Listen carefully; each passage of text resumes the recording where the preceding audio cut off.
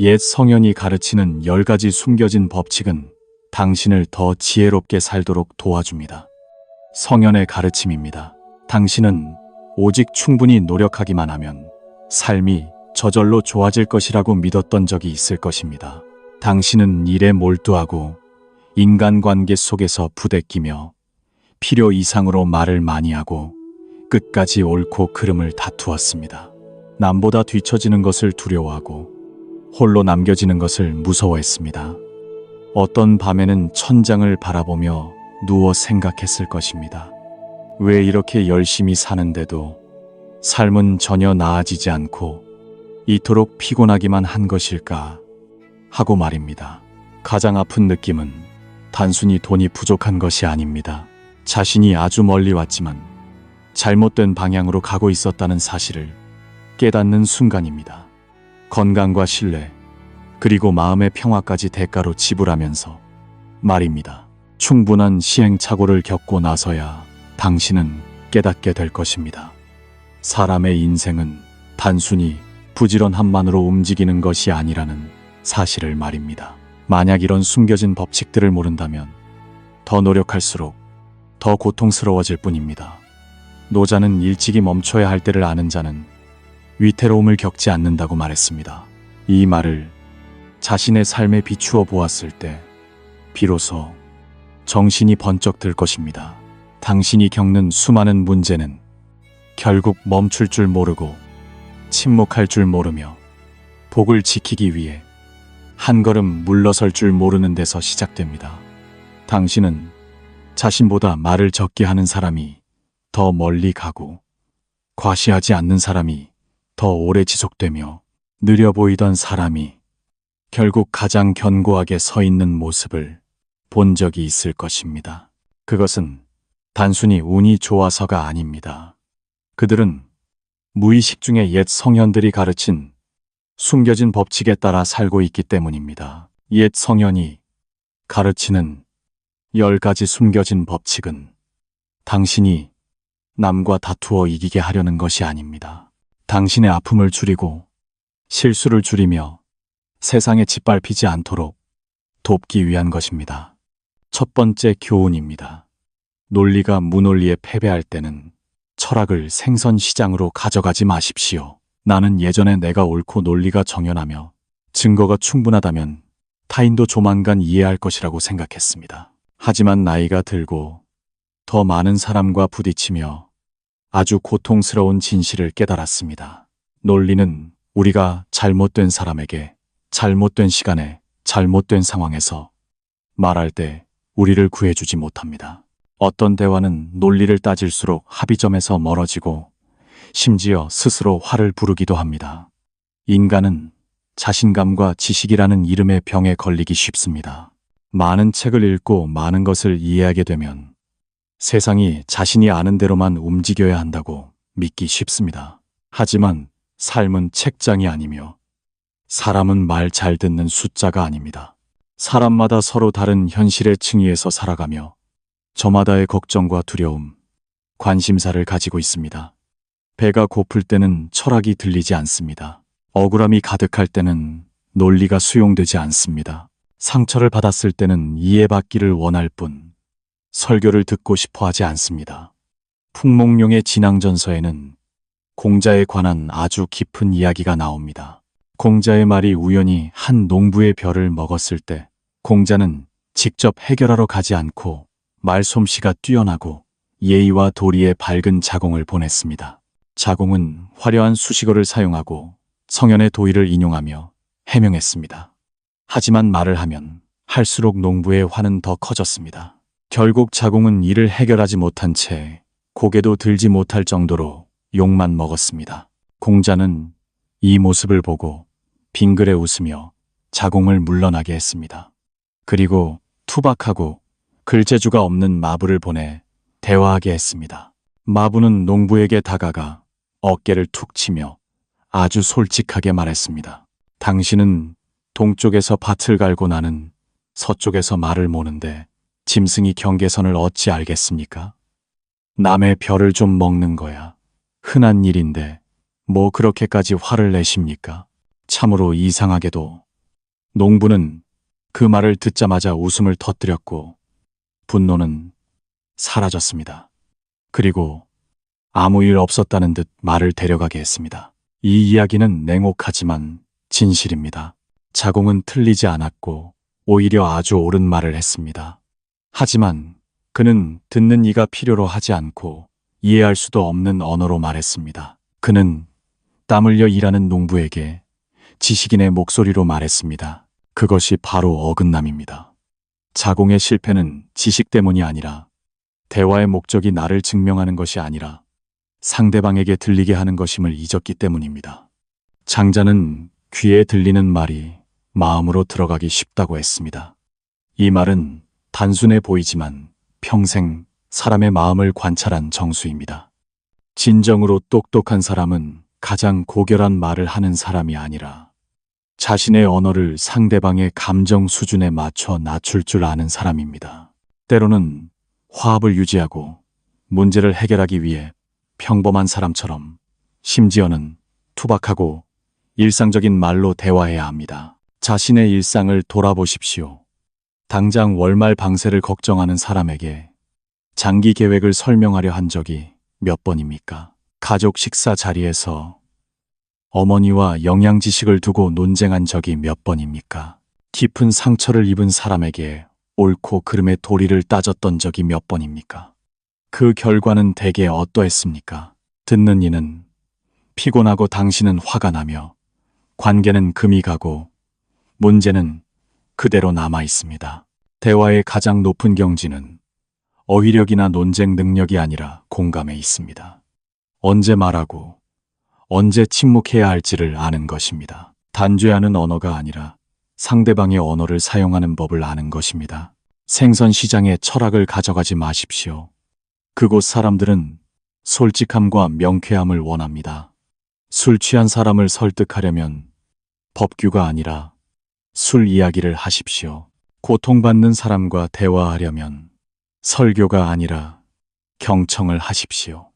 똑똑한 사람은 자신이 누구와 말하고 있는지 아는 사람입니다. 지혜로운 사람은 타인이 들을 수 있는 말을 하는 사람입니다. 반면 어리석은 사람은 지식이 부족한 사람이 아니라 말은 아주 잘하고 내용은 옳지만 상대방을 지루하게 하거나 고개를 돌리게 만드는 사람입니다. 매일 이어지는 대화 속에서 당신은 어떤 사람입니까? 두 번째 교훈입니다.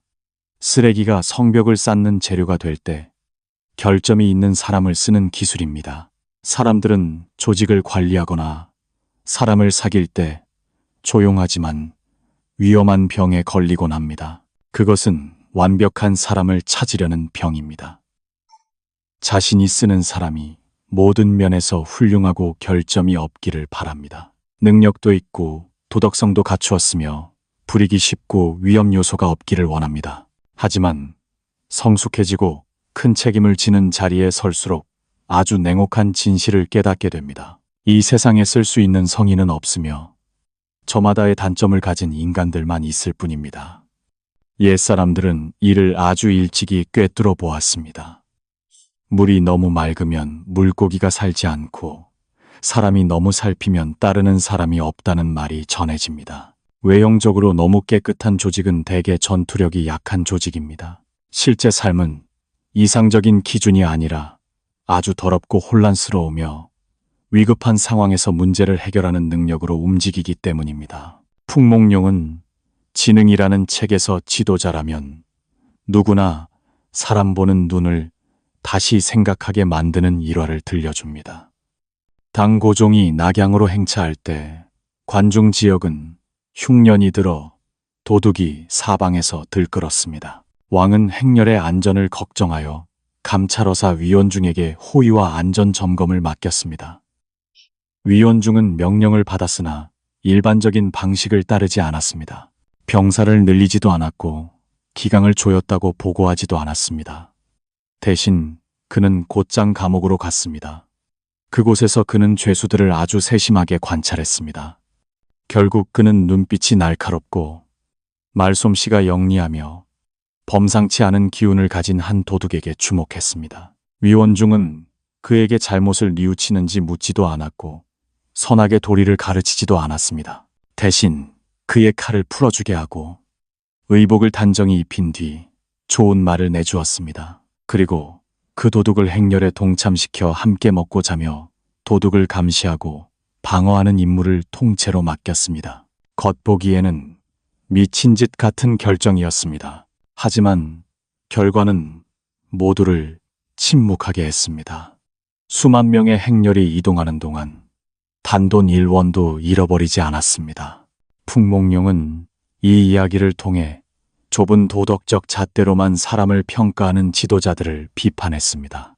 그는 맹상군에 대한 평론을 인용하며 재능에 따라 사람을 쓸 줄 안다면 도둑도 큰 일을 할 수 있다고 말했습니다. 식견이 좁은 선비들은 맹상군이 닭의 울음소리를 흉내내고 개처럼 도둑질하는 자들을 모았다고 비웃었습니다. 하지만 정작 생사가 달린 순간에 그런 비천해 보이는 기술이 없었다면 아무 일도 이루지 못했을 것임을 그들은 이해하지 못했습니다. 맹상군은 결점이 있는 사람을 쓰는 예술의 생생한 증거입니다. 그는 군자들이 경멸하는 부류의 사람들을 받아들였습니다. 닭 울음소리를 흉내내는 사람, 개 도둑질을 전문으로 하는 사람 등 사회의 쓰레기로 여겨지던 자들이었습니다. 하지만 그가 위기에 처했을 때 그들이 그의 목숨을 구했습니다. 개 도둑은 왕의 창고에 잠입해 흰 여우 모피옷을 훔쳐와 애첩에게 뇌물을 주어 탈출로를 열었습니다. 닭 울음소리를 흉내내는 사람은 밤중에 온 마을의 닭을 깨워 병사들이 성문을 열게 함으로써 그가 도망칠 수 있게 도왔습니다. 그 순간 고결한 도덕은 사람의 목숨을 구하지 못했습니다. 오직 실용적인 기술만이 마지막 구명줄이 되었습니다. 위무기 또한 그러했습니다. 조나라를 구하기 위해 병부를 훔쳐야 했을 때 그는 명망 있는 장수들을 쓰지 않았습니다. 그는 왕의 침실에서 병부를 훔칠 수 있는 첩을 이용했습니다.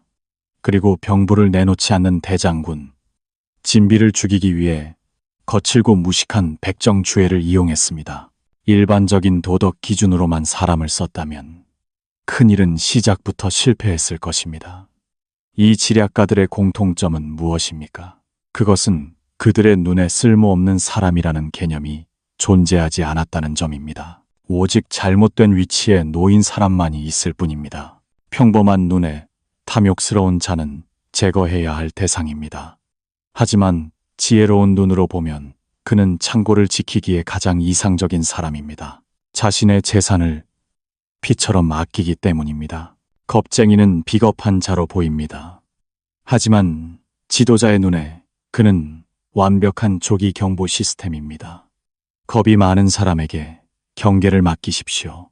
용감한 자는 깊이 잠들 수 있지만 겁쟁이는 작은 소리에도 소스라치게 놀라 경계할 것이기 때문입니다. 노자는 사람을 잘 쓰는 자는 타인의 부족한 점을 이용할 줄 안다고 했습니다. 이것은 지도자가 개인의 도덕적 판단을 넘어서고 평판에 대한 두려움을 이겨내며 실제 효율성을 직시해야 하는 높은 수준의 사고입니다. 도둑을 잡으려면 도둑을 써야 하고 간신을 제압하려면 더 교활한 자를 써야 합니다. 군자들만 데리고 혼란을 수습하려 하는 것은 마치 진흙탕을 베기 위해 보검을 꺼내는 것과 같습니다. 칼만 더러워질 뿐 아무 소용이 없습니다. 현대 사회에서도 마찬가지입니다. 평범한 상사는 직원의 단점을 보고 벌을 주거나 월급을 깎고 내쫓을 궁리만 합니다. 하지만 위대한 상사는 그 단점을 보고 적재적소에 배치해 약점을 강점으로 바꿉니다. 의심이 많은 사람은 리스크 관리를 맡길 수 있습니다. 고집이 센 사람은 원칙과 규율이 필요한 자리에 둘 수 있습니다. 이익에 민감한 사람은 보상 체계만 잘 갖춰주면 가장 헌신적인 자산 보호자가 됩니다. 이 교훈은 악을 방종하라는 것이 아니라 사람을 더 현실적인 눈으로 보라는 가르침입니다. 손을 벨까 두려워 예리한 칼을 버리지 마십시오. 중요한 것은 칼이 날카로우냐 아니냐가 아니라 당신이 그것을 적절한 때와 장소에 쓸 줄 아느냐는 것입니다. 당신의 팀원들을 다시 보십시오. 당신이 문제라고 생각했고 싫어했던 그 사람들 말입니다. 어쩌면 그 단점 속에 성벽을 쌓을 재료가 숨겨져 있을지도 모릅니다. 오직 그것을 알아볼 배짱과 지혜를 가진 사람만을 기다리고 있을 뿐입니다. 세 번째 교훈입니다. 집이 불탄 후에야 물을 찾지 마십시오. 문제를 소멸시키는 예술입니다. 우리 대부분은 문제가 터진 후에야 진지해집니다. 우리는 바쁨과 극적인 구조 활동을 찬양하는 사회에 살고 있습니다. 밤을 새워 위기를 막아낸 사람은 헌신적이라는 칭찬을 받습니다. 마지막 순간에 무너진 일을 수습한 사람은 영웅이라 불립니다. 하지만 지혜로운 자의 눈에 문제가 위기로 번진 후에 행동하는 것은 재능이 아니라 예방의 실패일 뿐입니다. 지혜로운 자는 불이 난 뒤에 물을 찾지 않습니다. 그들은 처음부터 불에 타지 않는 재료로 집을 짓습니다. 차이는 현재가 아니라 미래를 보는 눈에 있습니다. 그들은 일시적인 안정 상태에 현혹되지 않습니다. 모든 거대한 붕괴는 아주 작은 징후에서 시작된다는 사실을 알기 때문입니다. 주왕의 고사는 그 깊은 통찰을 보여주는 증거입니다. 주왕이 갇히기했을 때 나라는 여전히 태평성대였고 국고는 풍족했으며 백성의 원성은 없었습니다. 어느 날 주왕은 상아 젓가락을 만들게 했습니다. 많은 이들의 눈에 그것은 그저 작고 사치스러운 물건일 뿐 걱정할 일이 아니었습니다. 하지만 숙부이자 현신이었던 기자는 그 젓가락을 보고 등골이 서늘해짐을 느꼈습니다. 그는 이것이 단순한 젓가락 이야기가 아니라 이제 막 열리기 시작한 욕망의 문에 관한 이야기임을 이해했습니다. 기자는 상아 젓가락을 쓰게 되면 흙그릇에는 만족하지 못할 것이라고 탄식했습니다. 상아 젓가락과 옥잔이 생기면 거친 옷을 입거나 나물국을 먹으며 초가집에 살 수 없게 될 것입니다. 그 뒤에는 높은 누각과 화려한 수레, 사방에서 진상되는 기이한 보물들이 이어질 것입니다. 욕망의 기준이 한번 바뀌면 결코 이전으로 돌아갈 수 없습니다. 그리고 온 천하가 그 사치를 감당할 수 없게 될 때 원망이 쌓이고 반란의 불씨가 일어날 것입니다. 과연 모든 일은 기자의 예견대로 흘러갔습니다. 주왕은 녹대를 짓고 옥루를 세우며 진귀한 짐승을 모으고 술로 연못을 만들고 고기로 숲을 이루었습니다. 백성이 고통받는 동안 사치는 나날이 커졌습니다. 결국 상나라는 갑작스러운 사건이 아니라 처음에 가볍게 여겼던 선택의 연쇄작용으로 멸망했습니다. 상아 젓가락이 첫 번째 불씨가 된 것입니다. 보통 사람은 문제가 눈앞에 닥쳐야 깨닫습니다. 병이 나야 약을 찾고 빚이 산더미 같아야 일을 하며 인재가 떠나야 붙잡으려 합니다. 그것은 평생 문제 뒤를 쫓아다니는 임시방편의 사고방식입니다. 장자는 큰 재앙은 사람들이 사소한 것을 경시하는 데서 생긴다고 했습니다. 이 말은 가벼워 보이지만 인간의 고질병을 찌르는 무거운 말입니다. 대지혜를 가진 자는 다릅니다. 그들은 모든 것이 좋을 때 이미 몰락의 싹을 봅니다. 견고해 보이는 벽에서 아주 미세하게 갈라지는 소리를 듣습니다. 유능한 직원의 반복되는 불평 한마디는 조직 문화가 무너지고 있다는 신호일 수 있습니다. 계약서의 모호한 조항 하나는 미래의 소송 씨앗일 수 있습니다. 작지만 꾸준한 지출 습관은 금융의 토대를 깎아먹는 얇은 칼날일 수 있습니다. 미리 보았기에 그들의 행동은 항상 침묵 속에서 이루어집니다. 그들은 영웅이 될 필요가 없습니다. 요란하게 나타날 필요도 없습니다. 그들은 원인이 형체를 갖추기 전에 소멸시킵니다. 인재가 사직서를 낼 때까지 기다려 연봉을 올려주는 대신 처음부터 공정한 대우를 구축합니다. 몸에 병이 날 때까지 기다리는 대신 매일 식단과 운동을 조절합니다. 관계가 틀어진 뒤에 화해하려 애쓰는 대신 평소에 작은 관심을 기울입니다. 그 결과 이런 사람들의 삶은 평온해 보입니다. 드라마도 없고 고조되는 위기도 없습니다. 사람들을 감탄하게 만드는 마지막 구조 작전도 없습니다. 하지만 그 평온함이야말로 지혜의 정점입니다. 진정한 지혜는 엉킨 실타래를 푸는 능력이 아니라 실이 엉킬 기회조차 주지 않도록 배치하는 능력이기 때문입니다. 자신의 삶을 돌아보십시오. 당신이 스스로에게 자격이 있다고 말하며 합리화했던 사소한 지출과 미묘한 생활 습관의 변화가 당신의 경제적 자유를 야금야금 갉아먹고 있지는 않습니까? 한 번의 큰 충격이 아니라 당신이 돌보지 않았던 수백 개의 작은 변화 때문에 무너지고 있는 것은 아닙니까? 냄비 속의 개구리처럼 물이 끓기 전까지 위험을 깨닫지 못하는 것과 같습니다. 현대판 상하젓가락은 대놓고 사치스러운 모습이 아닐 수도 있습니다. 그것은 매달 나가는 무의미한 커피 몇 잔 값일 수도 있고 반복되는 미루기 습관일 수도 있으며 자신에 대한 작은 관대함일 수도 있습니다. 하지만 그런 것들이 쌓여 당신의 내면을 깎아내리고 이름 없는 수천 개의 상처로 당신을 쓰러뜨립니다. 노자는 큰 일을 다스리는 것은 아무 일도 없을 때 시작해야 한다고 강조했습니다. 이는 굳건한 삶을 원하는 이들을 위한 경고입니다. 오늘 당신이 정신없이 바쁜 것은 할 일이 많아서입니까? 아니면 이전에 예방하는 게을렀기 때문입니까? 당신은 불길 속에서 녹초가 되어 뛰어다니는 소방관이 되고 싶습니까? 아니면 불이 나지 않도록 설계된 집에서 유유히 차를 마시는 건축가가 되고 싶습니까? 평온한 삶의 비결은 신속한 위기 처리에 있는 것이 아니라 작은 것에서부터 욕망을 관리하고 스스로를 절제하는 능력에 있습니다. 뿌리를 방치하면 인생이라는 나무 전체가 통제 불능에 빠지기 때문입니다. 지혜로운 자는 불이 나기를 기다리지 않습니다.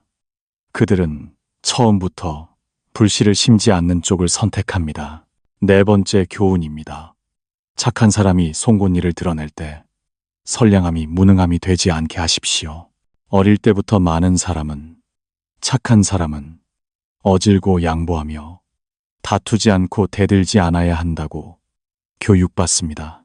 우리는 아이들에게 순종하고 양보하며 인내하라고 가르치지만 악인으로부터 자신을 방어하는 법은 가르쳐주지 않습니다. 그래서 많은 이들이 착한 마음을 가졌으나 빈손인 채로 굶주린 늑대 무리 속의 순한 먹잇감처럼 세상을 살아갑니다. 인정하고 싶지 않은 쓰라린 진실이 있습니다. 지켜낼 힘이 없는 선량함은 악인에게 건네는 통행증이 되기 쉽다는 사실입니다. 풍목룡은 진앙전서에서 의로운 지혜의 수단이 없으면 그것은 아름다운 말에 불과하다고 말해 듣는 이를 서늘하게 만듭니다. 그는 도덕의 가치를 부정하는 것이 아니라 이 세상이 선량한 사람의 순수한 바람대로만 움직이지 않는다는 현실을 직시한 것입니다. 책 속에서 풍목룡은 청렴하지만 결코 순진하지 않았던 관리들의 이야기를 들려줍니다. 그들은 법이 제대로 닿지 않는 세력들이 있음을 알았습니다. 군자에게는 예의를 다하지만 소인배에게 군자의 법도를 들이대면 결과는 대개 패배뿐입니다. 도덕이 틀려서가 아니라 상황이 절대적인 결백을 허용하지 않기 때문입니다. 조광안의 고사가 전형적인 사례입니다. 한 선제식이 조광안이 태수가 되었을 때 그는 혼인과 이익으로 얽혀 거대한 세력을 형성한 호족들과 맞서야 했습니다. 지방관리들은 그들을 건드리지 못했고 백성은 억압받으면서도 말을 못했습니다. 조광안이 경직된 법 집행으로 정면 대결했다면 증거는 은폐되고 증인은 입이 막히며 자신만 고립되었을 것입니다. 그는 정면 돌파 대신 어렵지만 효과적인 길을 택했습니다. 그는 호족 내부에서 매수하거나 이용할 수 있는 자들을 찾아내 첩자로 삼았습니다. 호족 한 명을 처벌할 때 고의로 가짜 정보를 흘려 다른 가문들이 서로 배신했다고 의심하게 만들었습니다. 또한 백성들이 익명으로 고발할 수 있는 통을 설치하고 호족의 자제들이 서로를 밀고하고 있다는 소문을 퍼뜨렸습니다. 굳건했던 결속은 서로에 대한 의심과 증오로 바뀌어 스스로 무너졌습니다. 악의 연맹이 와해된 후에야 조광안은 공개적으로 그들을 단죄했습니다. 그 덕분에 질서가 바로잡혔습니다. 겉으로만 도덕을 따지는 사람들은 그를 간사하다고 비난할지 모릅니다. 하지만 보호받은 백성의 눈으로 보면 그것은 큰 지혜입니다. 그는 개인의 이익을 위해 꾀를 쓴 것이 아니라 법이 무력한 곳에서 정의를 세우기 위해 그것을 사용했습니다. 목적은 속여서 이득을 취하는 것이 아니라 속임수를 통해 진실을 밝히는 데 있었습니다.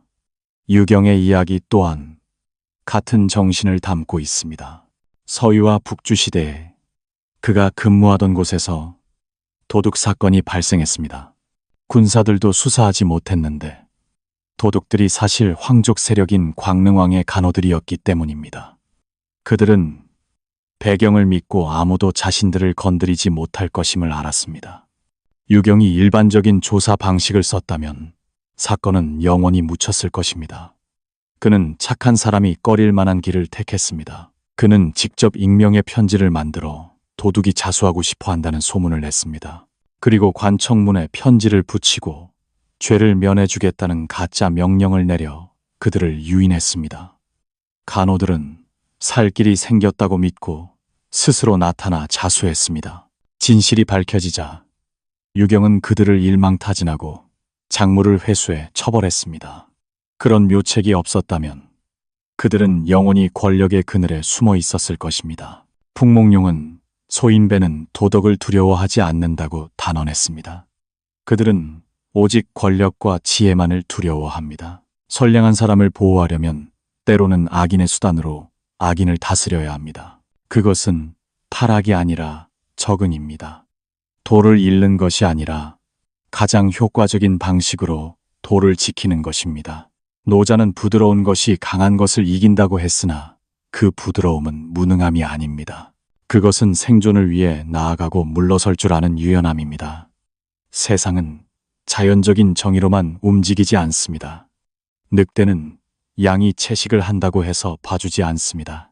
당신이 선한 리더이지만 경계를 정하고 처벌할 줄 모른다면 조직은 조종당할 것입니다. 당신이 친절한 동료이지만 거절하고 항의할 줄 모른다면 당신의 기운과 시간은 착취당할 것입니다. 스스로를 보호할 수 없는 선량함은 도덕의 옷을 입은 무능함일 뿐입니다. 누군가를 해친 적이 없다는 사실에만 자부심을 느끼지 마십시오. 타인이 당신을 해치지 못하게 할 능력이 있는지 스스로 물으십시오. 선량함이란 송곳니가 없는 것이 아니라 송곳니가 있되 언제 그것을 쓰고 언제 감추어야 하는지 아는 것입니다. 장미꽃처럼 사십시오. 향기는 세상에 선사하는 것이지만 가시는 자신을 지키기 위한 것입니다. 꽃을 아끼는 사람은 그 아름다움을 즐기겠지만 꽃을 짓밟으려는 자는 대가를 치러야 합니다. 그것이 바로 성숙한 선량함입니다. 순진하지도 잔인하지도 않지만 누구에게도 고결한 희생양이 되지 않을 만큼 충분히 강해지는 것입니다. 5번째 교훈입니다. 유연함이 왕입니다. 고집은 죽음입니다. 원칙을 끌어안고 무덤까지 가지 마십시오. 확고함은 깨어있는 의식과 결합할 때만 가치가 있습니다. 상황이 변했는데도 불 속에서 구명조끼를 붙들고 있듯 옛 원칙에 매달린다면 그것은 용기가 아니라 자멸로 이끄는 고집입니다. 거친 파도 속에서 키를 굳게 잡는 배는 귀중합니다. 하지만 앞이 절벽인데도 방향을 바꾸지 않는 것은 용감한 것이 아니라 어리석은 것입니다. 확고함과 보수적 고집 사이의 경계는 아주 미세해서 많은 이들이 깨닫지 못한 채 그 선을 넘습니다. 그들은 원칙 있게 살고 소신 있게 일하며 쉽게 흔들리지 않는다고 자부합니다. 하지만 바로 그 자부심이 그들을 시대의 희생양으로 만듭니다. 삶은 우리의 맹세를 지켜주기 위해 멈춰서 있지 않기 때문입니다. 세상은 끊임없이 변하며 한때 아무리 옳았던 것이라도 변화에 적응하지 못하면 도태됩니다. 옛날부터 주역은 지혜의 토대를 변통이라는 2글자에 두었습니다. 그것은 간사함이나 소신 없음을 뜻하는 것이 아니라 핵심 목적을 달성하기 위해 상황에 맞게 적응하는 능력입니다. 역사의 모든 성공 사례를 하나의 공식으로 줄인다면 바로 변통이 답입니다. 어떤 시대에는 목숨 걸고 돌진하는 자를 추앙하지만 어떤 시대에는 한 걸음 물러나 힘을 보존하는 자를 존경합니다. 도덕이 변해서가 아니라 상황이 달라졌기 때문입니다.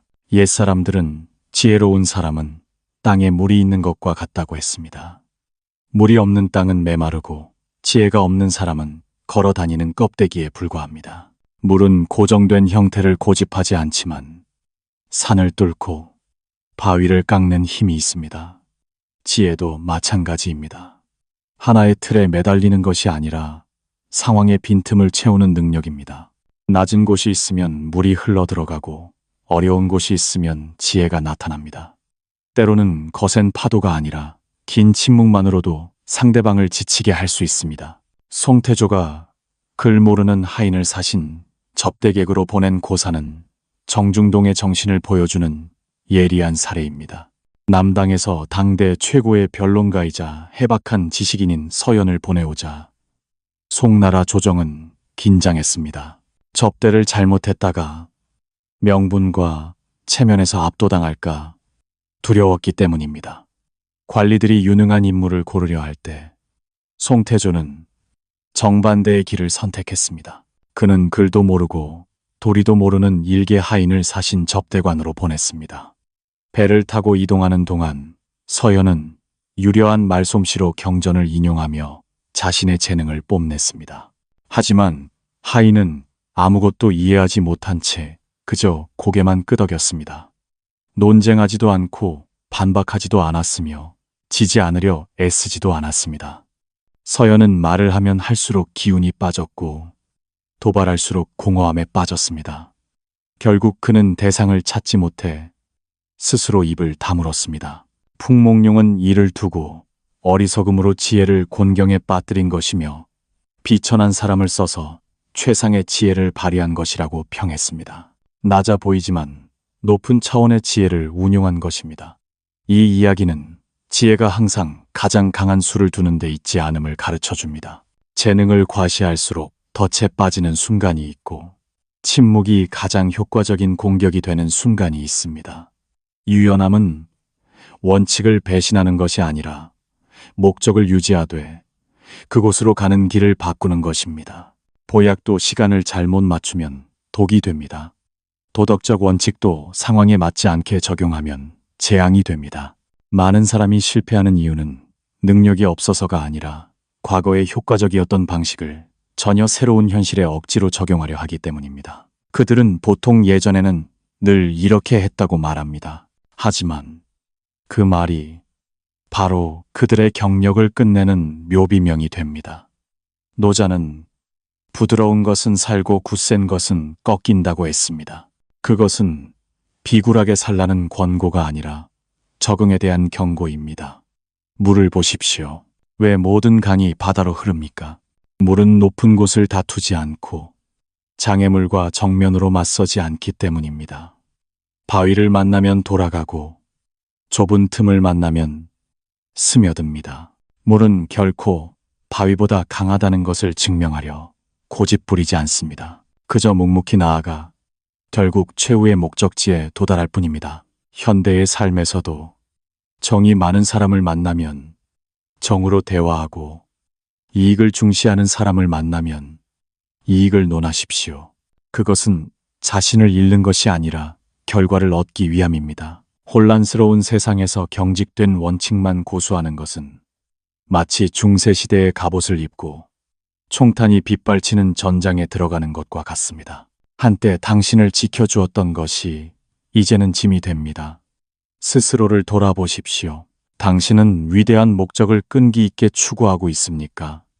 아니면 시대에 뒤떨어진 방식에 매달리고 있습니까? 핵심 가치에 충실한 것입니까? 아니면 다시 배우는 것이 귀찮아 변화를 거부하는 것입니까? 거센 폭풍에 꺾이는 경직된 고목이 되고 싶습니까? 아니면 바람에 몸을 숙였다가 다시 힘차게 일어서는 대나무가 되고 싶습니까?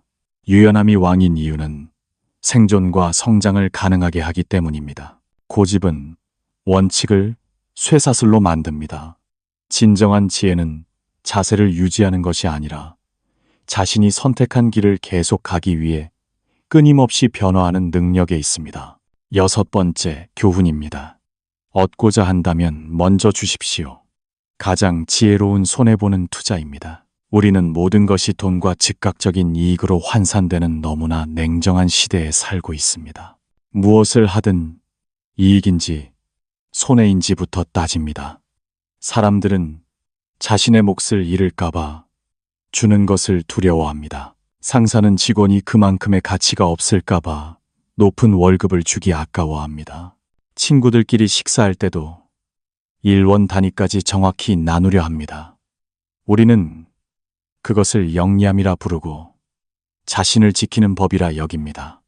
하지만 깊은 지혜를 가진 자들의 눈에 그런 영리함은 겨우 입에 풀칠하는 정도일 뿐 결코 큰일을 이룰 수 없습니다. 지갑을 꽉 쥐고만 있는 사람은 삶에 보이지 않는 흐름을 보지 못하는 사람입니다.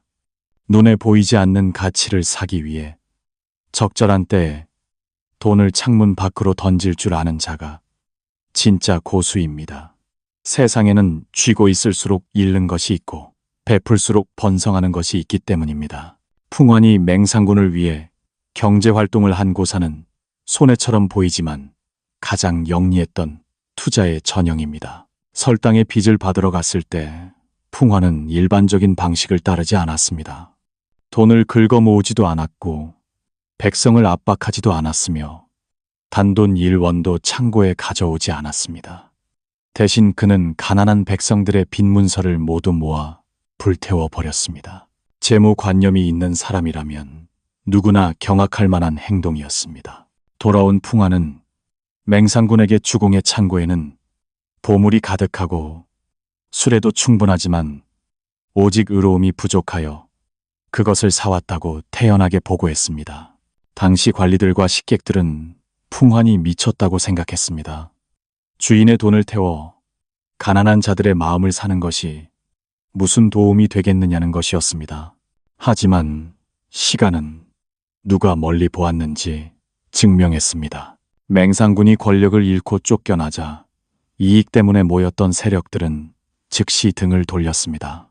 돈도 권력도 없어진 그는 천하에 버려진 존재가 되었습니다. 하지만 그의 수레가 설당을 지날 때 기적이 일어났습니다.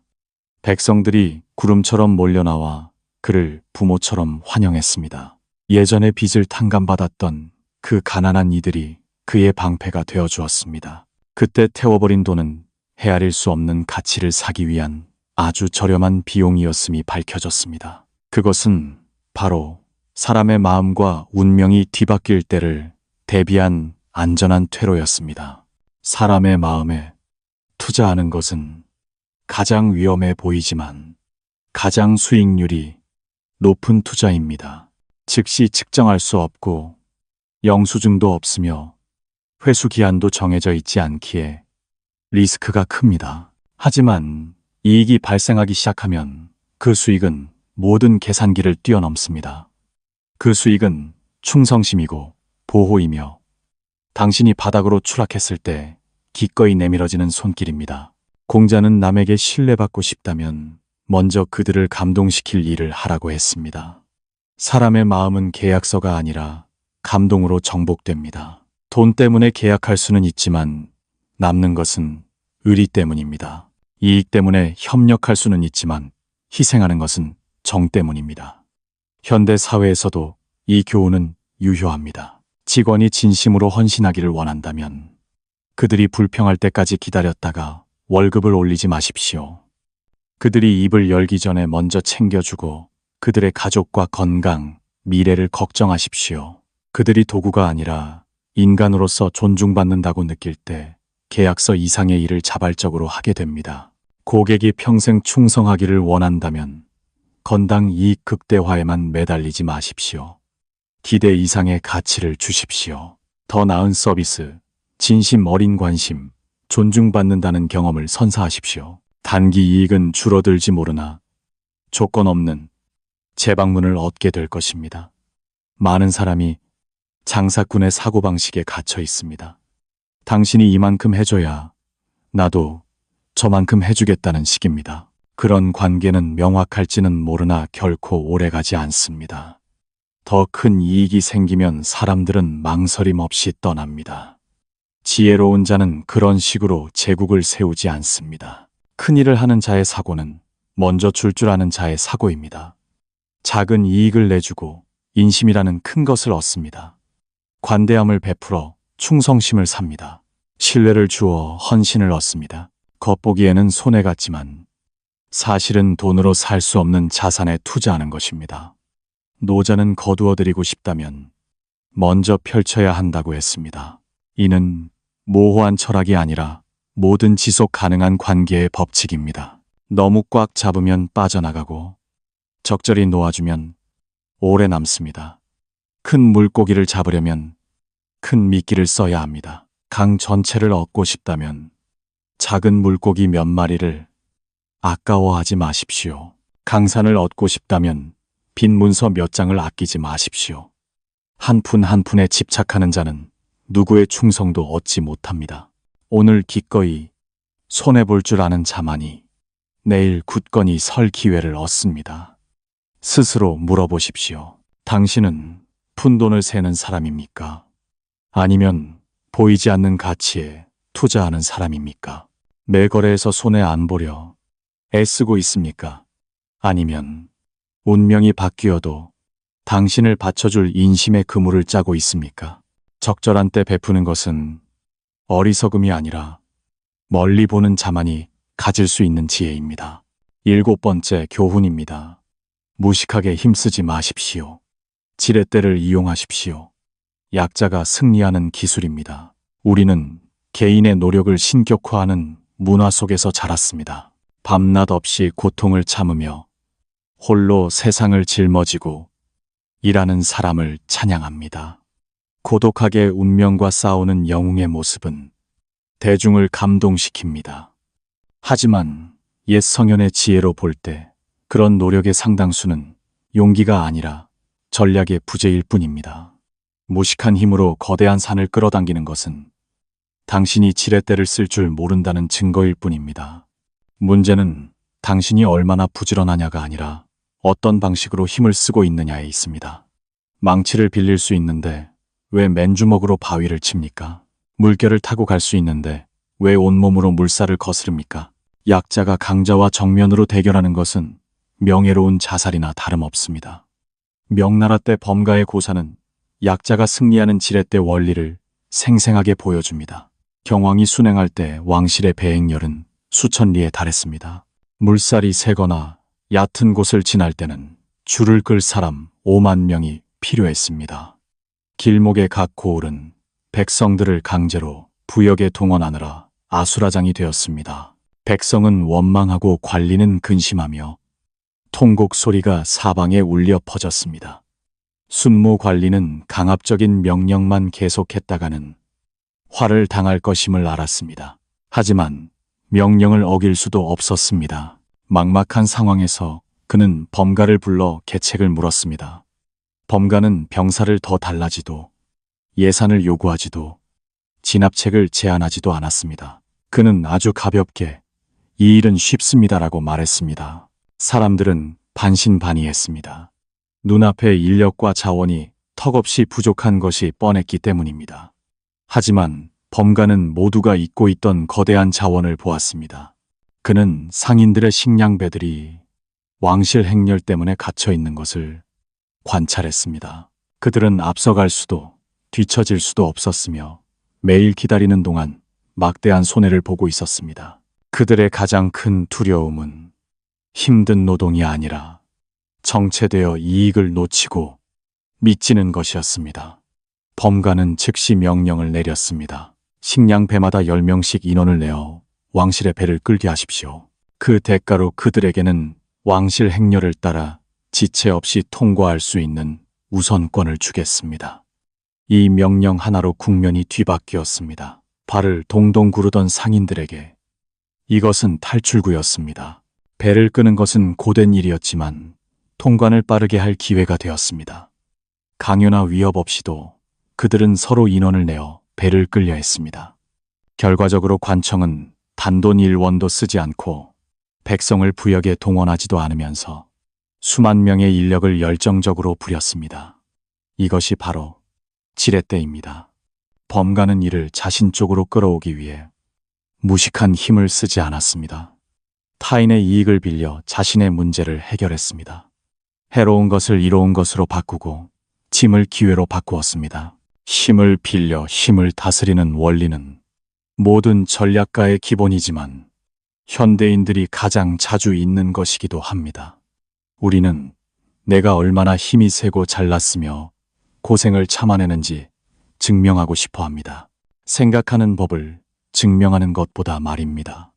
옛사람들은 지혜로운 자는 힘을 다투지 않고 세력을 다툰다고 했습니다. 당신이 약세에 있을 때 정면 대결은 상처만 남길 뿐입니다. 제갈량은 이런 사고의 전형입니다. 화살이 부족할 때 그는 병사들에게 밤낮으로 화살을 깎으라고 시키지 않았습니다. 그는 지프로 만든 배를 타고 조조에게 화살을 빌려왔습니다. 적군이 무기 창고가 된 것입니다. 똑똑함이란 상대방의 힘을 이용해 그들을 치는 데 있습니다. 정치에서도 마찬가지입니다. 권력을 휘두르는 악당을 제거하고 싶지만 그의 세력이 두렵다면 직접 나설 필요가 없습니다. 그가 더 큰 권력자의 금기를 스스로 범하도록 교묘하게 유도하십시오. 그러면 손을 쓰지 않고도 상대는 무너집니다. 이것이 차도살인, 즉 남의 칼을 빌려 적을 치는 전략의 정점입니다. 장자는 지혜로운 자는 천하의 힘을 빌려 자신의 일을 한다고 했습니다. 이 말은 간사함을 부추기는 것이 아니라 우리 주변에 흐르는 이익의 흐름을 읽는 능력을 강조하는 것입니다. 세상은 온통 자원들로 가득합니다. 다만 대부분의 사람이 그것에 접속하는 법을 모를 뿐입니다. 현대의 삶에서도 이 교훈은 가치가 큽니다. 자신의 돈을 쏟아부어 요란하게 광고하며 존재를 알리려 애쓰는 대신 현재 뜨거운 트렌드나 주목받는 사건에 올라탈 수 있는지 살피십시오. 무례한 동료와 말다툼하는 대신 회사의 규정을 이용해 처리하거나 그들의 실수가 상사 앞에서 저절로 드러나게 두십시오. 모든 일을 직접 다 하려 애쓰며 유능함을 증명하려 하지 말고 타인이 스스로 움직이게 만드는 시스템을 구축하십시오. 지혜의 정점은 당신이 몇 킬로그램을 짊어질 수 있느냐가 아니라 지렛대를 어디에 두느냐에 있습니다. 최소한의 노력으로 최대의 효과를 내는 것이 진정한 경지입니다. 영리한 자는 자신의 수고를 과시하지 않습니다. 대신 편안하면서도 더 멀리 가는 법을 과시합니다. 자신을 돌아보십시오. 당신은 자동차와 경주하려고 달리는 중입니까? 아니면 차문을 열고 올라탈 방법을 찾는 중입니까? 아침부터 밤까지 일하는 것을 자랑스러워합니까? 아니면 그렇게 일하지 않아도 되는 설계를 공부 중입니까? 지쳐 쓰러질 때까지 밭을 가는 소가 되고 싶습니까? 아니면 방향을 조종하는 채찍을 든 주인이 되고 싶습니까? 무식하게 힘만 쓰면 평생 피곤하게 제자리 걸음만 할 수도 있습니다. 지렛대를 쓰면 아주 적은 소모로 아주 멀리 갈 수 있습니다. 차이는 근면함의 정도가 아니라 사고의 층위에 있습니다. 약자는 강해질 필요가 없습니다. 더 똑똑해지면 됩니다. 그것이 바로 옛 성현이 남긴 가장 지속 가능한 승리의 기술입니다. 8번째 교훈입니다. 싸우지 않고 이기십시오. 최고의 경지는 적을 동맹으로 만드는 것입니다. 우리 대부분은 승리에 대해 아주 익숙한 이미지를 가지고 있습니다. 누군가는 패배하고 누군가는 승리해야 하며 상대를 타도하고 제거하고 짓눌러야 성공이라고 부릅니다. 영웅 영화나 복수극, 옳고 그름을 가리는 논쟁들은 우리 본능 속에 상대를 굴복시켜 승리하고 싶다는 갈망을 심어놓았습니다. 하지만 대지혜를 가진 자들의 눈에 그것은 하수의 전략일 뿐입니다. 폭력이나 정면 대결로 얻은 승리는 당신이 승자일지라도 반드시 손실을 남깁니다. 자원이 소모되고 인심은 갈라지며 증오의 씨앗은 언젠가 폭발하기 위해 잠복합니다. 그러므로 가장 높은 경지는 상대를 쓰러뜨리는 것이 아니라 상대가 더 이상 싸우고 싶지 않게 만드는 것입니다.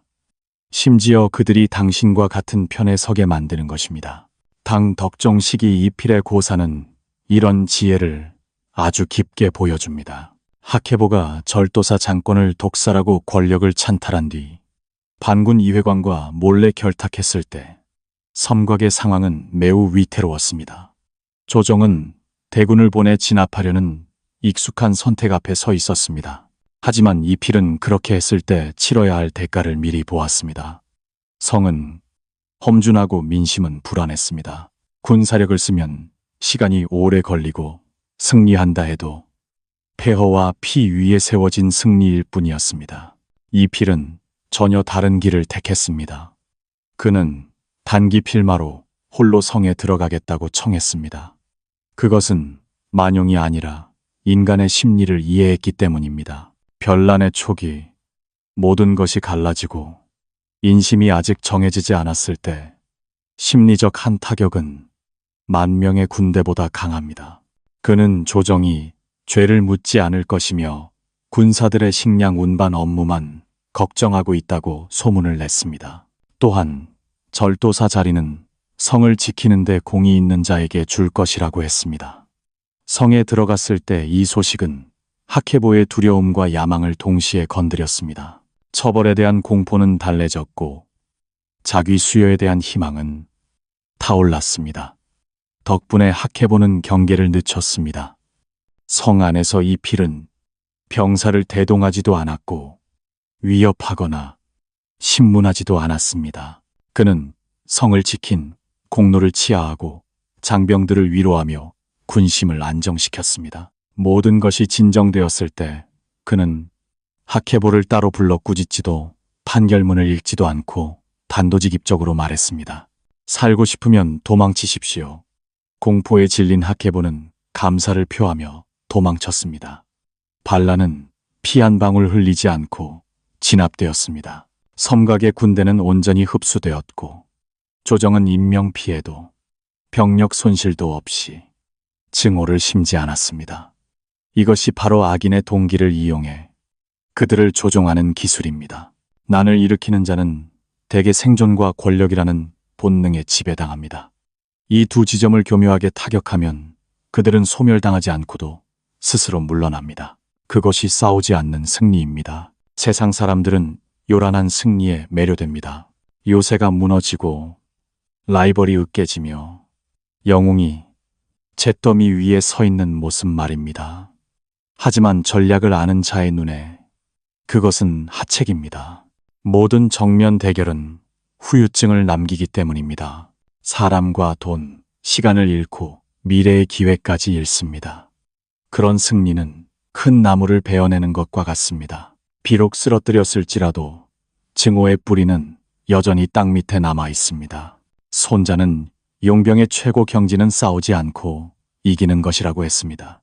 성벽을 공격하는 대신 의지를 꺾으십시오. 상대를 원망하게 만드는 대신 대결할 이유를 없애십시오. 부드러운 혀는 때로 1000개의 창보다 강합니다. 외교와 지략, 심리전은 나약함이 아니라 피와 자원을 아끼는 지혜입니다. 현대의 삶에서 이 교훈은 더욱 소중합니다. 많은 이들이 불필요한 전쟁에 젊음을 낭비합니다. 명목상의 승리를 위해 상대를 법정에 세우지만 그 대가로 재산은 바닥나고 정신은 피폐해지며 쌍방의 평판은 모두 깎입니다. 고수는 협상을 택합니다. 이익의 교차점을 찾아 상대를 파트너로 만듭니다. 심지어 경쟁자를 인수합병하여 자신의 일부로 흡수해버립니다. 직장 생활에서도 마찬가지입니다. 자신이 옳음을 증명하기 위해 정면으로 맞붙는 것은 순간의 자존심은 채워줄지 모르나 관계에 영구적인 균열을 남깁니다. 지혜로운 사람은 반드시 논쟁에서 이기려 하지 않습니다. 상대방에게 당신 편에 서는 것이 대항하는 것보다 유리하다는 사실을 깨닫게 하는 방법을 찾습니다. 이익과 감정이 충족되면 저항은 자연스럽게 사라집니다. 공자는 지혜로운 자는 타인이 기꺼이 따르게 만든다고 했습니다. 그것이 지속 가능한 권력입니다. 한 사람을 굴복시키는 것은 쉽지만 마음을 얻어 승복하게 하는 것은 100배나 어렵습니다. 조직의 리더는 가장 많은 사람을 타도한 자가 아니라 가장 많은 사람을 규합한 자여야 합니다. 가장 위대한 승리는 상대가 넘어지는 것을 보는 것이 아니라 그들이 당신을 지지하게 만드는 것입니다. 공포 때문이 아니라 당신과 함께 가는 것이 더 유익하고 안전하며 미래가 있음을 그들이 깨달았기 때문입니다. 스스로 물어보십시오. 당신은 파괴하기 위해 싸웁니까? 아니면 발전하기 위해 싸웁니까? 단순히 자존심을 위해 이기고 싶어 합니까? 아니면 장기적인 토대를 구축하고 싶어 합니까? 미소와 적절한 말 한마디, 진심 어린 악수로 목적을 이룰 수 있는데 왜 굳이 피 흘리는 길을 택합니까? 그것이 설령 정신적인 피일지라도 말입니다. 싸우지 않고 이기는 것은 갈등을 회피하는 것이 아닙니다. 갈등을 초월하는 것입니다. 눈앞의 한판 승부보다 더 멀리 뒤편의 국면 전체를 보는 것입니다. 당신이 그 경지에 도달하면 진정한 힘은 주먹에 있는 것이 아니라 적을 동맹으로 만드는 능력에 있음을 깨닫게 될 것입니다. 9번째 교훈입니다. 악마는 디테일에 있습니다. 먼지 한 톨 때문에 죽지 마십시오.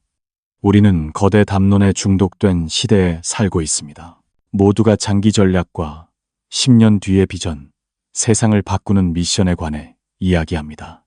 하지만 참으로 가련하게도 원대한 야망을 가진 많은 이들이 발밑에 걸려 넘어집니다. 너무 작아서 허리 숙여볼 가치조차 없다고 여겼던 것들 때문입니다.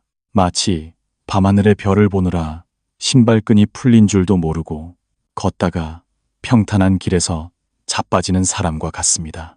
옛 성현의 지혜 세계에서 실패는 좀처럼 하늘이 내린 벼락처럼 오지 않습니다. 그것은 아주 작은 틈새에서 조용하고 은밀하게 시작됩니다. 충분히 오래 쌓인 뒤에 어느 날 갑자기 전체 공든 탑을 무너뜨립니다. 풍목룡은 삶과 죽음, 성공과 멸망의 경계가 때로는 눈살 한 번 찌푸림, 어긋난 눈빛 하나, 혹은 잘못 묻은 먼지 한 톨에 달려 있다고 경고했습니다. 세부 사항을 보지 못하는 것은 그것이 너무 작아서가 아니라 당신의 자아가 너무 커서입니다. 명나라 황불의 고사는 미시적 관찰력의 힘을 보여주는 전형적인 사례입니다. 그가 사천 지방의 참정으로 있을 때 순경 지역을 지나던 중 아주 기이한 현상을 만났습니다. 수레 앞에서 갑자기 이상한 회오리 바람이 일어난 것입니다. 다른 이들은 자연스러운 현상으로 넘겼겠지만 황불은 그러지 않았습니다. 그는 비정상적인 현상 뒤에는 대개 비정상적인 진실이 숨어 있다고 믿었습니다. 그는 성왕신에게 기도를 올린 뒤 꿈속에서 성서쪽의 한 절에 대한 계시를 받았습니다. 황불은 꿈을 맹신하지는 않았으나 무시하지도 않았습니다. 몰래 조사한 끝에 실제로 성에서 40리 떨어진 험준한 산세에 절이 있다는 사실을 알아냈습니다. 이른 아침 그는 군사와 인부들을 이끌고 급습하여 승려들을 모두 포박했습니다. 그 중에서 특히 한 젊은 승려가 그의 눈에 띄었습니다. 험상군은 인상의 눈빛이 사나웠고 신분을 증명할 서류도 없었습니다. 하지만 의심만으로는 처벌할 수 없었습니다. 황불을 고수로 만든 것은 직감이 아니라 직감을 검증하는 방식이었습니다. 그는 용의자의 이마에 식초와 흰 석회 가루를 바르고 한참 동안 햇볕 아래 세워두었다가 씻어내게 했습니다. 가루가 씻겨 내려가자 그의 이마에는 두건을 썼던 자국이 선명하게 나타났습니다. 아주 작은 디테일이었지만 황불은 결론을 내리기에 충분했습니다. 머리를 깎은 승려는 두건, 자국이 남을 정도로 꽉 조여 쓰지 않습니다. 오직 평민이나 도적들만이 그렇게 합니다. 이는 그가 최근에야 머리를 깎고 승려로 위장했다는 증거였습니다. 이 디테일 하나로 거대한 빙산의 일각이 드러났습니다. 추궁 끝에 그 절은 사실 도적대의 소굴임이 밝혀졌습니다. 밤마다 투숙객을 살해해 절 서쪽 연못에 던져 유기하고 부녀자들을 지하에 가두어 두었던 것입니다. 황불은 도적 무리를 처형하고 저를 파괴했습니다. 이마에 남은 작은 흔적을 찾아낸 예리한 눈이 없었다면 수많은 무고한 생명이 계속해서 사라졌을 것입니다. 옛날의 명수사관들은 현대 기술이나 법의학, 감시 카메라가 없었습니다. 그들의 무기는 오직 눈과 깨어있는 정신뿐이었습니다. 그들은 억울함을 호소하는 사람의 눈빛이 자꾸 문 쪽을 향하는 것을 보았습니다. 진흙투성이, 손발을 가진 농부의 손톱이 지나치게 깨끗한 것을 보았습니다. 유창한 진술 속에서도 민감한 대목에서 호흡이 가빠지는 것을 들었습니다. 타인이 사소하다고 여기는 조각들로부터 정교한 거짓의 시스템을 찾아낸 것입니다. 작은 디테일은 결코 거짓말을 하지 않습니다. 말은 훈련될 수 있고, 문서는 수정될 수 있으며, 이미지는 미화될 수 있습니다. 하지만 무의식적인 반응은 감출 수 없습니다.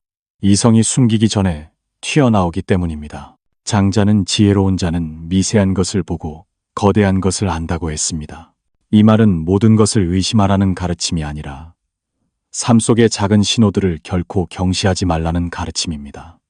현대의 삶에서도 이 교훈은 가치가 큽니다. 완벽한 이력서를 가진 직원을 채용했다고 합시다. 열정적인 비전을 말하지만 당신은 그가 물을 떠다 주는 이에게 감사 인사를 하지 않는 것을 보았습니까? 그것은 예의의 문제가 아니라 타인을 경시하는 신호입니다. 훗날 조직 문화를 망칠 징조입니다. 큰 계약을 앞두고 파트너가 신뢰와 협력을 강조합니다. 하지만 당신이 어려운 질문을 던질 때 그들이 시계를 자꾸 보고 말을 돌리고 있지는 않습니까? 그것은 은폐의 냄새이며 이를 무시하면 큰 대가를 치르게 됩니다. 보통 사람은 큰 그림에 매혹됩니다. 웅장한 이야기와 장기 계획, 요란한 구호를 좋아합니다. 하지만 고수는 허리를 숙여 그림 틀의 작은 균열을 봅니다. 거대한 건물이 무너지는 것은 강풍 때문이 아니라 이미 오래전부터 썩어 있던 기초 때문임을 알기 때문입니다.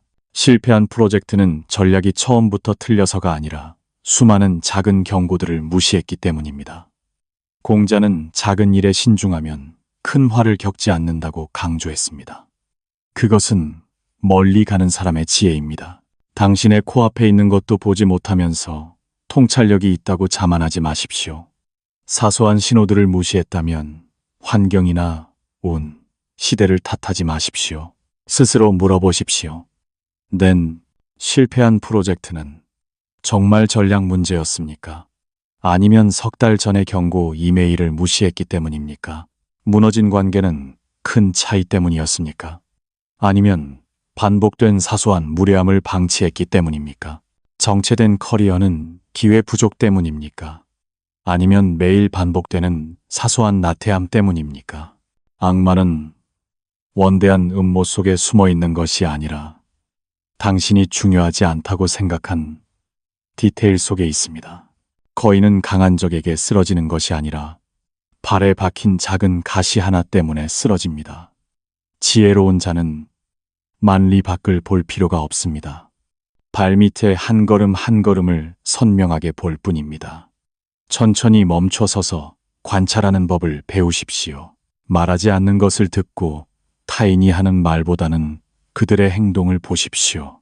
이 혼란스러운 세상에서 승리하는 자는 비전을 가장 크게 외치는 자가 아니라 폭풍이 되기 전에 먼지 한 톨을 조용히 발견해내는 자입니다. 10번째, 교훈입니다. 어리석은 척하는 것이 지혜의 정점입니다. 재능을 드러내는 것은 자살 행위입니다. 요즘 세상에 바보로 보이는 것을 두려워하지 않는 사람은 없습니다. 모두가 똑똑하고 예리해 보이려 애씁니다. 회의 때마다 멋진 말을 해야 하고 자신의 우월함을 증명해야 하며 어디서든 존재감을 드러내야 한다고 믿습니다. 끊임없이 빛나고 표현하고 가치를 증명하지 않으면 뒤처질 것 같은 공포를 느낍니다. 하지만 진정으로 지혜로운 자들의 눈에 새로 간 칼처럼 번뜩이는 자는 자신에게 가장 위험한 존재입니다. 과시하는 똑똑함은 양날의 검입니다. 타인을 뵐 뿐만 아니라 주인에게도 상처를 입힙니다. 사람의 세계에서 재능은 혼자 오지 않습니다. 그것은 항상 질투와 의심, 그리고 당신을 꺾으려는 욕망을 동반합니다. 경쟁자가 당신을 위험하다고 인식하면 그들은 가만히 있지 않을 것입니다. 하지만 당신이 무해해 보일 때 그들은 경계를 풉니다. 이것은 냉혹한 생존의 법칙이며 똑똑한 사람일수록 반드시 이해해야 하는 법칙입니다. 손비는 이 법칙을 누구보다 뼈저리게 깨달은 사람입니다. 그의 재능은 탁월했으나 그 때문에 방연의 눈의 가시가 되었습니다. 손빈이 예리함을 유지했다면 그는 아마 아주 일찍 죽었을 것입니다. 살아남기 위해 그는 미친 척을 해야 했습니다. 돼지 분뇨 더미의 얼굴을 묻는 지옥을 견디며 명예와 체면을 모두 버렸습니다. 세상 사람들의 눈에 그것은 극도의 굴욕이었으나 지혜의 눈으로 보면 그것은 깨어있는 선택이었습니다. 살아남아야 국면을 뒤바꿀 기회를 기다릴 수 있음을 손비는 알았습니다. 적이 당신을 경멸할 때 당신은 가장 안전합니다. 이 이야기는 씁쓸한 진실을 말해줍니다. 도덕과 논리, 재능은 당신이 이미 표적이 되었을 때 당신을 지켜주지 못합니다. 오직 상대방의 눈에 무용지물로 보이는 것만이 당신을 위기에서 구합니다. 어리석은 척하는 것은 지성을 잃는 것이 아니라 지성을 적절한 때를 위해 보존하는 것입니다. 노자는 지혜로운 자는 지혜를 과시하지 않는다고 했습니다. 과시는 화를 부르기 때문입니다. 진정한 영리함은 자신을 숨기는 능력에 있습니다. 당인의 고사는 이를 더 명확히 해줍니다. 당인은 뛰어난 문장과 화제로 이름 높은 천재였습니다. 그 명성 때문에 영왕 주신호의 눈에 들었습니다. 높은 대우를 받으며 초빙되었으나 당인은 곧 영왕의 반역 야욕을 알아차렸습니다. 계속 머물다가는 반역의 소용돌이에 휘말려 죽을 수밖에 없었습니다. 하지만 대놓고 떠나는 것은 더 위험했습니다. 간웅은 인재가 쉽게 떠나도록 내버려 두지 않기 때문입니다. 그 상황에서 당인은 선비로서 가장 견디기 힘든 길을 택했습니다. 그것은 미친 척하는 것이었습니다.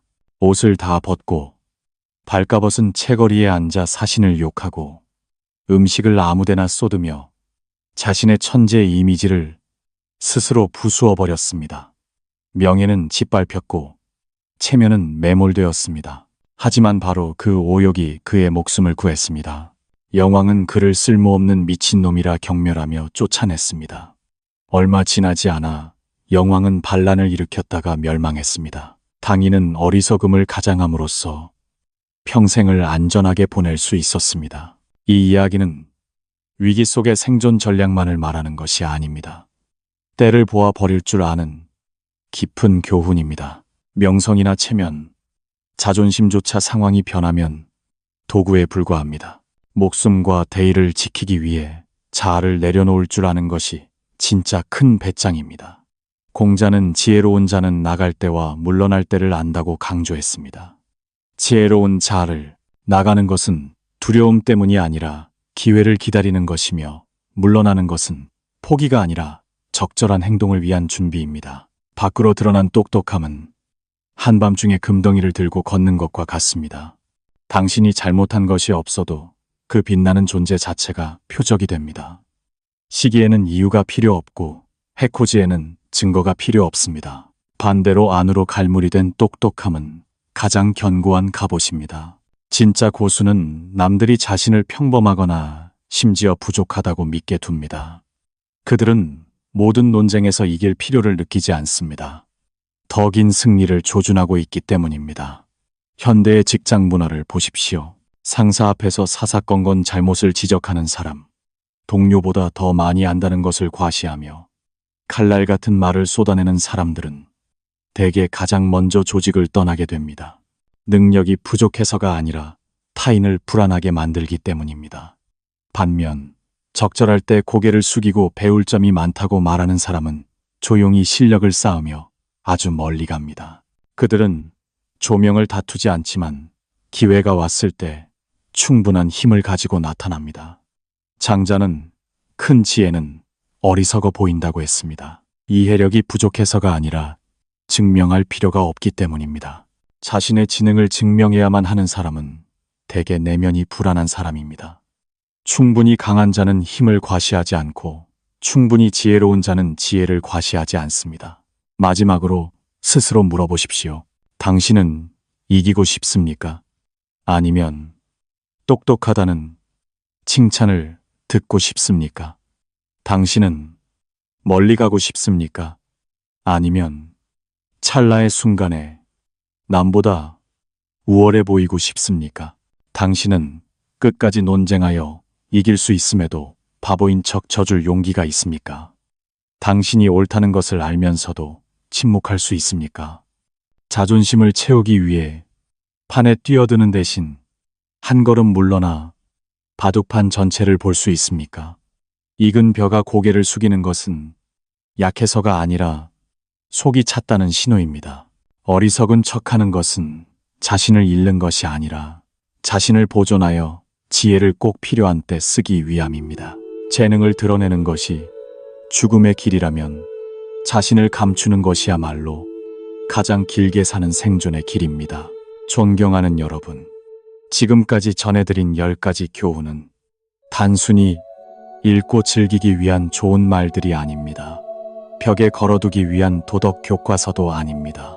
이것은 수천 년 동안 인간의 마음과 세상의 흐름을 관찰해온 옛 성현들이 피와 눈물 그리고 깨달음으로 정제해낸 삶의 정수입니다.